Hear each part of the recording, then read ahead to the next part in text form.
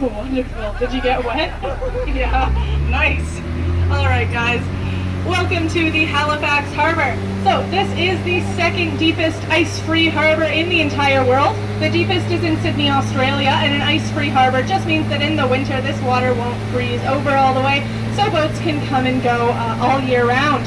Now the building that we entered the water right next to is of course the casino here in Halifax.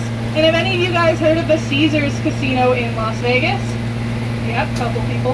Well, it was the same people that ran that casino that decided they were going to take a gamble and open a casino out here in Nova Scotia.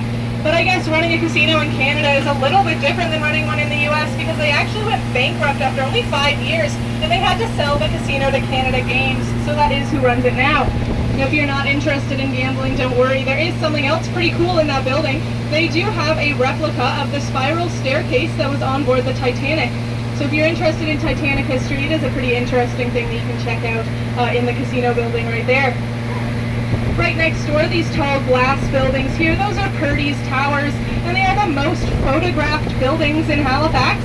I like to say it's because they're so purdy, but really it is because they have a lot of windows. So if you get a picture at the right angle, you actually get a nice reflection of the harbour in those windows, and it can make for a very nice picture. There is something else interesting about these buildings. Back when they were first built, they figured out that when you have this many windows, it acts a little bit like a greenhouse in there. So during the summer, these buildings got so hot, and they were spending so much money on air conditioning trying to cool them down.